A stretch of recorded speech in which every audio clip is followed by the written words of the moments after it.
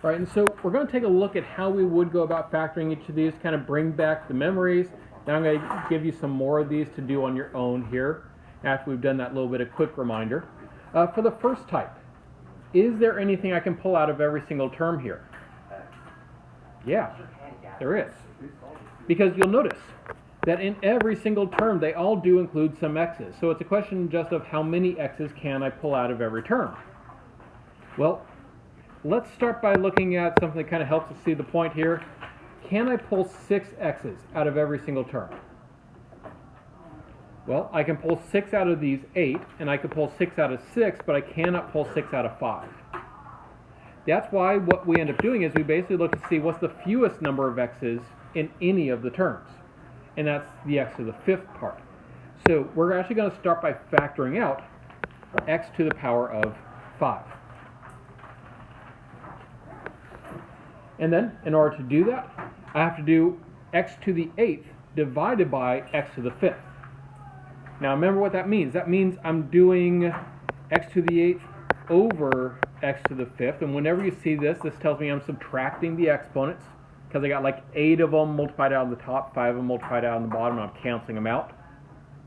And so I'm left with 3 of them. And so then that x to the 8th becomes x cubed. The whole reason being because factoring is just doing distributive property backwards. So notice if I multiplied those together, I'd get what I started with. And that's good. That's what we're going for. That's what we want.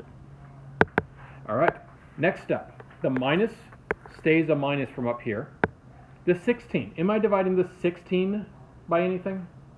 No, not the 16 of it. But I am dividing the x to the 6th part by x to the 5th. So, again, I subtract the exponents. If I take the 5 out of the 6, I'm left with just one of them. Now you might be tempted to write then x to the power of 1, but of course x to the power of 1 is just x. That's a little bit simpler, that's a little bit cleaner, so we want to write it just as x there, so 16x. Then the plus stays a plus. Then the 12, nothing's changed in the 12. And then we have x to the 5th here. Remember, I'm pulling out all of the x's. So I'm doing this x to the 5th at the end, and I'm dividing out the x to the 5th that I'm pulling out of everything. If you divide anything by itself, what's it leave you with? 1. Now notice I did not say 1x. I did not say x to the 1, just 1. It's like I'm saying 12 times 1 here. But of course, do I have to write 12 times 1? No. I can just write it as 12. And so then that is our final factored form for the first. Now in that case, what I did is I started by looking to see, is there anything I can pull out of every single term at the start? And there was, the x to the 5th, so that's what I did. Is there anything I can pull out of every single term in this one? No. Because you'll notice I do have x's in 2 terms, but not the 3rd term, so that one's not going to work. Numbers. Well, I can pull 2 out of both of those, but I cannot pull a 2 out of that first one. Well, so how can we factor it? You'll notice that this one is a quadratic. That is, it has the x squared in it. When you see a quadratic, we can factor it where we put it into those 2 sets of parentheses. Something we've practiced a little bit this year. And each of those parentheses is going to start with x.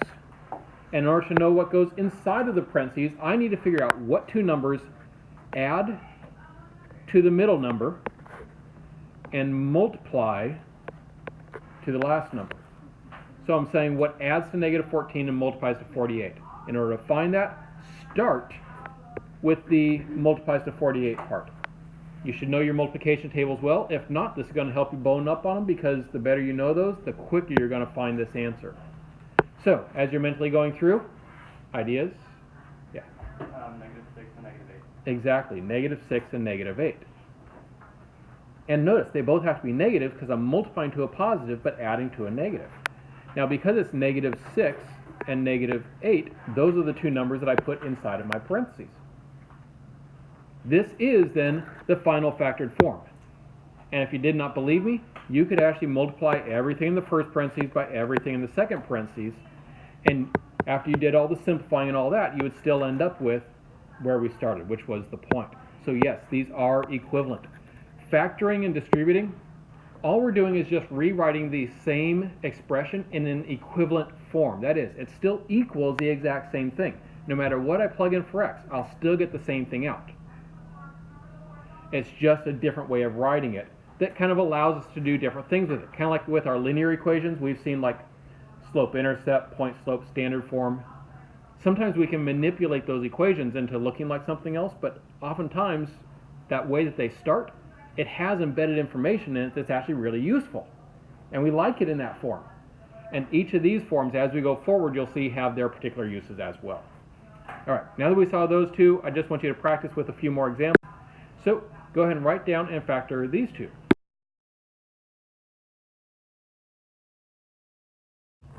All right, so for this first one, again, we start by looking at every single term and we see, can I divide the same thing out of every single term? In this case, the answer is yes. There is something we can pull out of them, but it's not the x's, because you'll notice that the last term does not have any x's in it. Instead, we're going to focus on the numbers this time. What can I divide 24, 32, and 8 by? Well, 2 goes into all of them, but we can go better, right? 8, yep. And so then, I'm going to be factoring an 8 out in this case, which means I'm then going to divide all 3 terms by 8. So 24 divided by 8 is 3. And then the x to the 6 that was up here, I'm not pulling any x's out, so it's going to be unaffected. It's still just going to be x to the 6 there. Then the plus stays a plus. 32 divided by 8 is 4. The x is unaffected, so it stays x squared. And then this is something I see a lot, which isn't quite right. Because we see that I'm pulling the 8 out of the 8, and we think, oh, well, there's nothing left behind. But there actually is something left behind. Because you notice here, if I tried to multiply this 8 back in, I wouldn't get what I started with, right? I would only get that part. I wouldn't have that 8 on the end. So what we end up having to do here is we still have to do the 8 divided by 8. And anything divided by itself, again, is what? 1. So you still have to have that plus 1 hanging on the end there.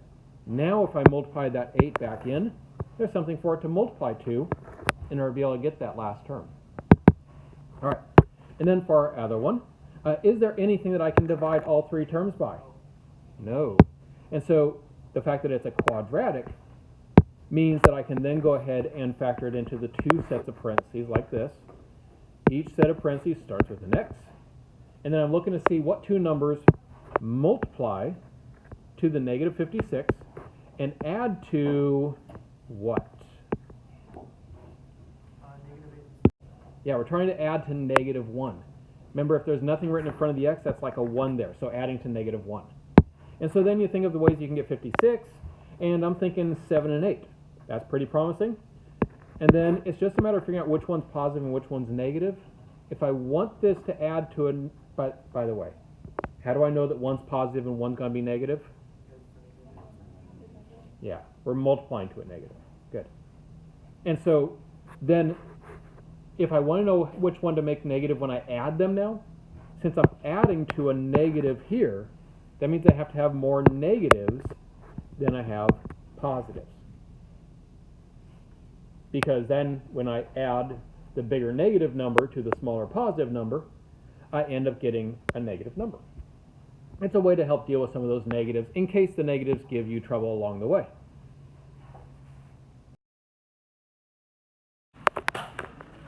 All right, now with these two, again, we start by looking to see, is there something I can take out of every single term?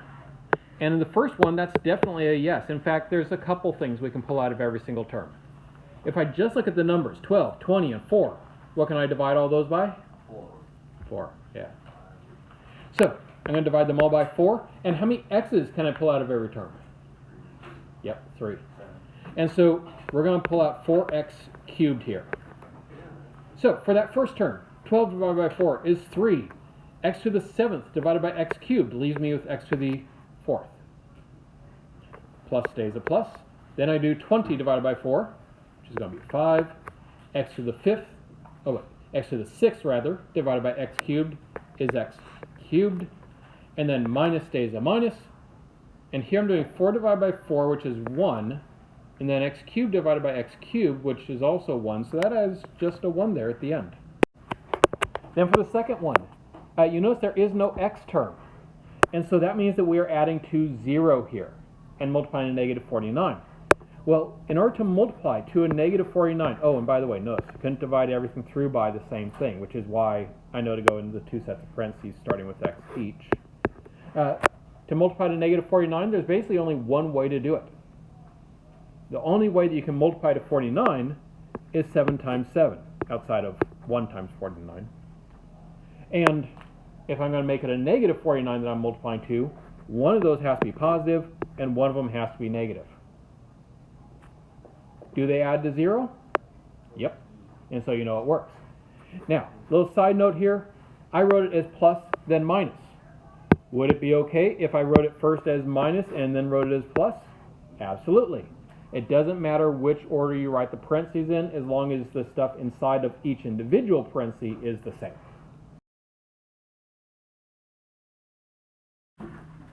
We're now going to make use of those graphing grids that you set up at the start. And for doing so, you'll notice that today, it's not all going to be straight. It's not just lines and absolute values anymore. So we're also going to be throwing in a quadratic graph here. So start, of course, by writing down the system above the graphing grid while you'll be doing it. And then go ahead and graph both equations together.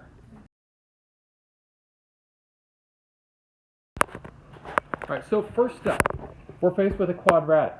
Now, even if you didn't remember what the shape of a quadratic is like, which, by the way, is a parabola, you could at least know where it starts from, because the starting location is exactly the same as it would be if it was, say, absolute value. The number inside with x moves it along the x-axis. Minus moves it to the right. The number hanging on the end moves it up and down. Plus moves it up.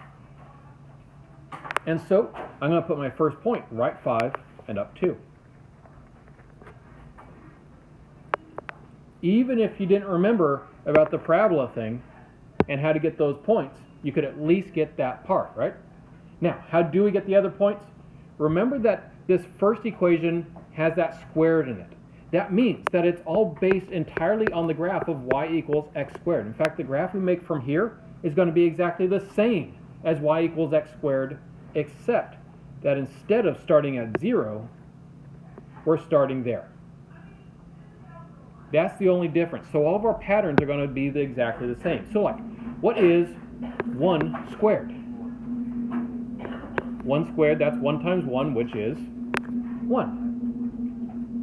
So, notice, when I plug 1 in for x, I get 1 for y, hence over 1 up 1. If I plug 2 in for x, that means I'm going to be doing 2 squared. What's 2 squared?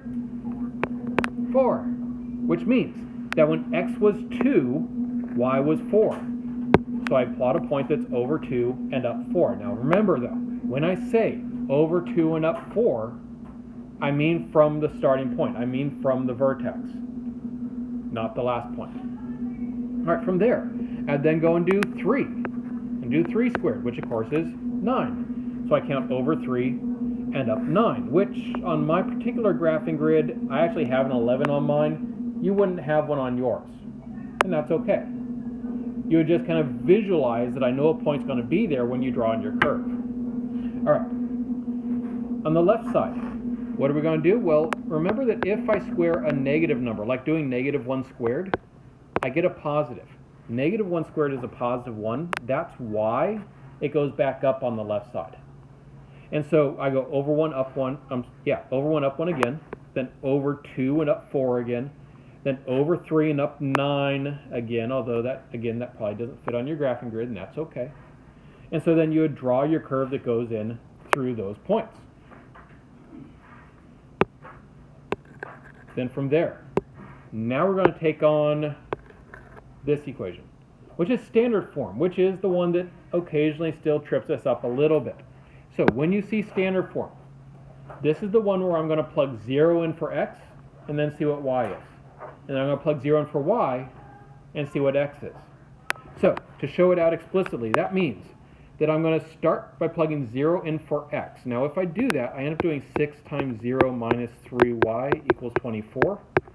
You're going to get so good at these that you don't even need to write out the step like that. You could actually start by just writing it out like that. because of course the 6 times the 0 is going to be a 0 every time. And so I have negative 3y equals 24, therefore the y is negative 8. Now please remember, that is not just a single coordinate out of like a point that's out here somewhere. This is actually a coordinate pair where x was 0 and y was negative 8. Remember, by doing this part, we're actually finding two separate points. So I found the first point by plugging 0 in for x. To find the second point, I'm going to plug 0 in for y. And again, technically, this is what I'm doing. I'm doing 6x minus 3 times 0 equals 24, but of course, the 3 times 0 is always going to be 0, so very quickly you'll find yourself doing this. 6x equals 24, therefore x equals 4. And again, remember what this means. This means a point all unto its own, where we have the point at 4, 0. So we have two separate points, and I'm going to plot those two separate points, one at 4, 0, the other one at 0, negative 8, and then I'm just going to draw the line that goes through those. This is what you should have now as your graph. Now remember, the graph here is just our work. This is just what we're using in order to get to our solutions. The solutions are actually the points at which our two graphs cross. In this case, there's two of them. Is there always going to be two? No. Sometimes there's one. Sometimes there is even more than two. Sometimes there's none. So you just have to look and see where the graphs cross to know. In this case then, I list my answers out. My first point is going to be at 5, 2. I put a comma between my 2 points, and then my next point is going to be at 7, 6. And again, the order in which I list the points doesn't matter as long as each point is the same.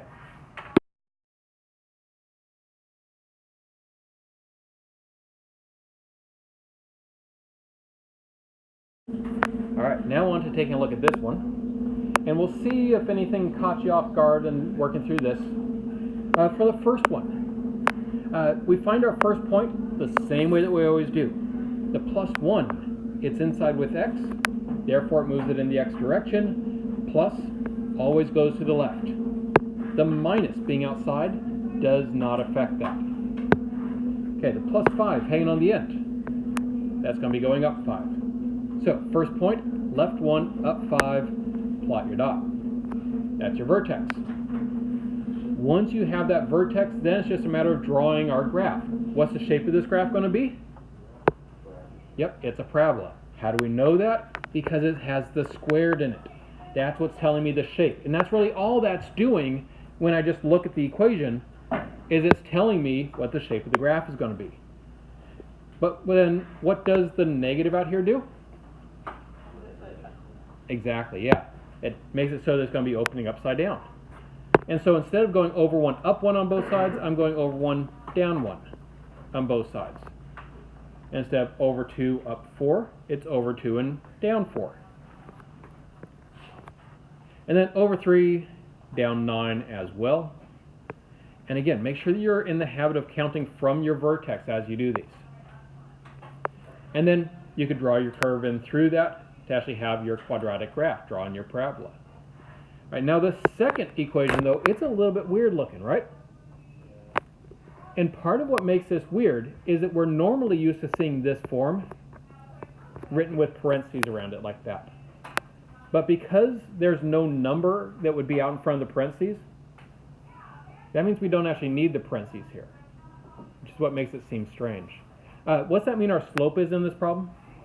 1, yeah. So we're going to have a slope of 1. It's just a matter of where we start from. Well, if I put the parentheses there, it makes it a little bit easier to see, because notice I had a plus 1 here. This plus 1 is going to do the same thing that that one did. It actually means that we're going to be going left 1. And the minus 3, well, notice that the minus 3 over here, it's over with y. It's with the variable. Anytime it's written right next to the variable like that, it is opposite. So because that minus 3 is on the left-hand side, that tells us that we're actually going to be going up 3. So I'm going to put my first point, left 1, and up 3.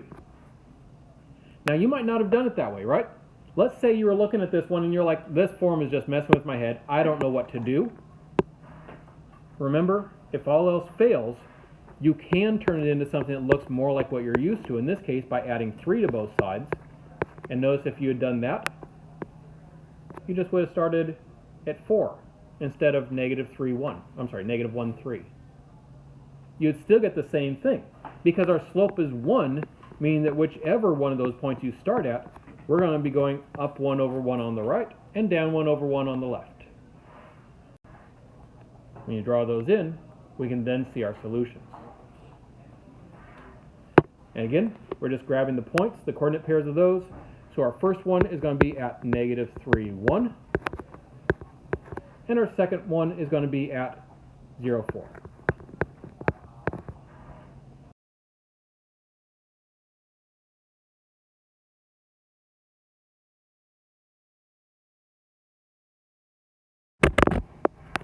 So for that first graph, the square root, how do I find my first point? The same way as always. The minus 1, it's inside with x, so it's going to move it along the x-axis, and minus always goes to the right. The plus 4, it's hanging on the end. That's the one that always goes up and down. The plus 4, it's going to go up. So we're going to go right 1, up 4, plot our first point. Even if you don't remember what the graph of the square root looks like, you can get that much. Now what does the graph of square root look like? Well, if you squint, it kind of looks like a square root symbol. That's our normal one. Just kind of as an idea about what we're going to target through here, is you're going to end up with something that looks like that, except that since it's negative out here, that means it's going to be opening downward and to the right still. Always still to the right, but it means it's going to be going down instead of opening up. All right, so then, let's go ahead and start plotting our points. We're doing square root this time. So I would say, what's the square root? Because again, I'm thinking back to my parent function, y equals the square root of x. I'd say, what's the square root of 1? That's 1. So that means that when x is 1, y is 1. So that means I'm going to go over 1, down 1. And again, down because of the negative out there. Next up, square root of 2.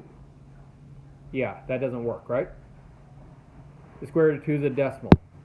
So is the square root of 3. But the square root of 4, that one works out. The square root of 4 is 2. So that's why I'm going to go over 4 and down 2. Because whatever I go over, that's what I'm square rooting. Then the next number that I can take the square root of is 9. So the square root of 9 is 3. So that means from my starting point, I go over 9 and down 3. And then I'm going to be able to draw the curve that goes through that. And then I head over to my second equation, which by now should be a little bit easier because we've already done a couple quadratics. In this case, my quadratic is going to be starting to the right 3 and down 2. So right 3, down 2 for your vertex. And then follow the same pattern as we normally do for a quadratic. In this case, it's not negative or anything like that, so it will be opening upwards. So I'm going to go over 1, up 1 on both sides. Over 2 and up 4 on both sides, and then over 3 and up 9 on both sides. And that's all that we're going to be able to fit on our paper. And then, again, draw the curve through. And once you've done that, this is what you're looking at for your graphs. Now notice how many times they're actually intersecting here.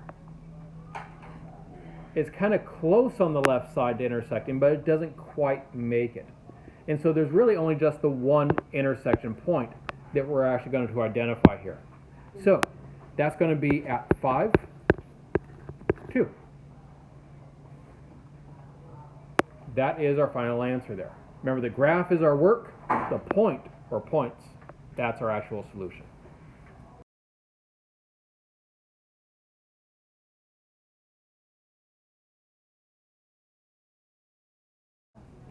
All right, now when making these graphs, the first one, yeah, we're going to go left 6 and up 1, plot your first point there, and then it's the typical square root graph of over 1 up 1, over 4 up 2, and then over 9 and up 3. Although we actually can fit one more point after that, right? After 9, what's the next point that we can take the square root of? 16, which does fit on your 10 by 10 graphing grid. Square root of 16 is 4. So make sure that you are, in fact, including that over 16 up 4 point. All right, and then for the other one, it's absolute value, but of course that's where we started from. That's what we're most familiar with. We're going to be going left 3 and up 4 in this case. And then since it's negative, it tells us that it's going to be opening downward. But if all you do is just kind of sketch it in like that, you might have a tough time finding the exact answers. You do kind of want to think about where these points are going out to. It's going to help you to see some of those intersections. Because if we take a look at these graphs, these two graphs actually produce 3 points of intersection. And so in this case, we're going to actually have 3 solutions. And so you should have come up with negative 6, 1, negative 5, 2, and negative 2, 3.